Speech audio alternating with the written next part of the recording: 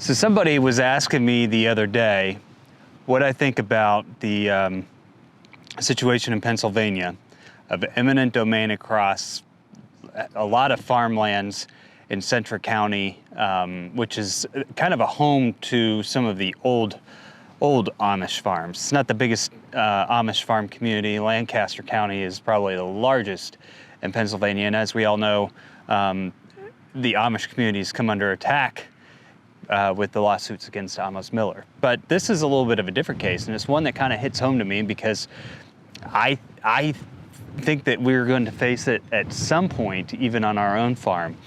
And as much as I don't like it, I don't know what you can do about it. And with eminent domain, basically the government can take land from a private citizen as long as it benefits the community. And so what they're saying in Pennsylvania is that by building a bypass highway to the state college, they'll increase safety after having several wrecks. And so this highway is supposed to increase safety and therefore is in the public's best interest. And so they're moving forward with this highway. There's nothing anybody can do about it. They're going to take the land and they're going to put a highway on it. Now, anytime you put a highway in, obviously it separates farms. In some cases, it can completely disrupt a farm. And they generally will pay what they consider a fair price for the land. This is where the bigger question comes in. It's not just the land when it comes to farmers that they're taking. They're taking away their livelihood, they're taking away their business, they're taking away years of cultivation to make the land the way that they want it to be. We, for example, we've had our property since 2014. We're still working on getting the land and the infrastructure the way we want it.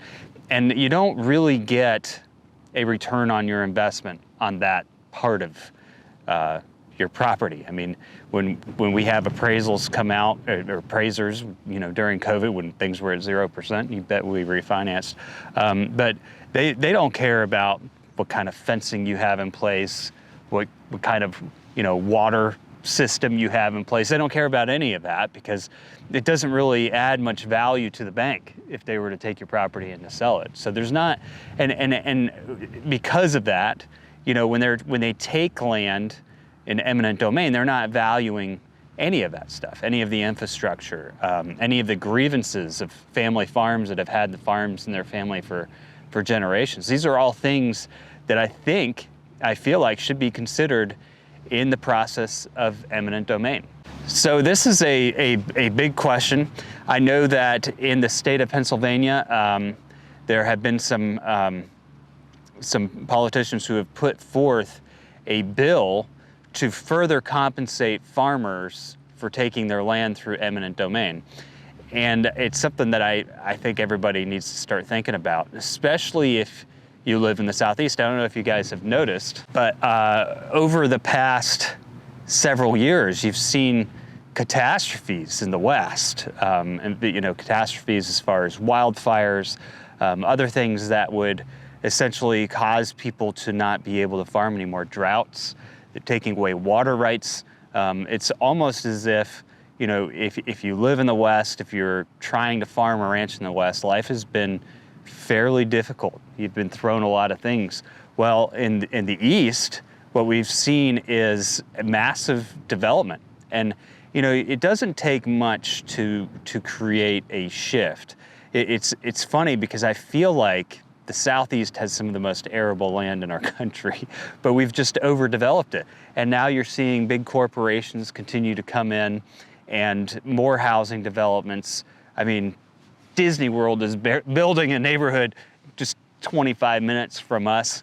A lot of it doesn't make sense. Now, I've seen some maps, and probably some of you guys have too, of what the ideal situation would be under an environmental agenda for the United States. And it seems as though, these occurrences are kind of pushing us in that direction. And for that reason, I do think that situations where you have eminent domain for highways, for other things that come into play, this is something I talked about recently, and it's come up again in our community, and it's going to continue to come up. But townships and cities having the rights to annex properties that are miles away from their center to grow, and you're going to continue to see that because all it takes are corporations moving their businesses to particular areas to change everything, to remove the farms, consolidate where people live. A lot of people can't live without having a job. And so it doesn't have to be something where our elected officials are the ones who are doing this stuff. Corporations can very easily come in and say, hey, we want to put in, there's a 700-acre rock quarry going in near us. And actually, to be honest with you, I'd rather a rock quarry than a big neighborhood. But and I think, to a certain extent, you have to pick your battles. But this rock quarry is going in, and well, they need to be annexed into the city. They're 4 miles from the city, but part of the property is within 3 miles or whatever it is, so they can annex the whole property. Well, it starts to expand the center of the township, and eventually, those of us who are out in the country who don't want to be a part of a town, who moved to the country to be away from that stuff, are going to face the possibility of getting annexed, right? If this place is 4 miles up the road from me, I'm probably, 6 miles from city center. But as the town grows, if they're able to annex 3 miles out now, it's not that long before they're able to annex land out where I am.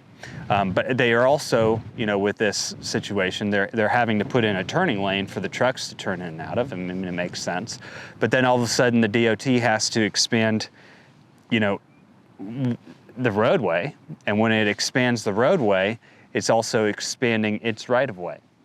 And I never heard a single person ask about that, because technically, if they came along and they expanded the roadway on the front of our property, then that would mean even if they're expanding within their 10 or 15 foot buffer zone, then their buffer zone just got 10 or 15 feet wider that I can no longer use, right? So they're still technically taking your land by eminent domain in those situations. But I think what's happening in Pennsylvania, it doesn't surprise me. Pennsylvania's been a train wreck between Amos Miller and all the trains that keep wrecking in Pennsylvania.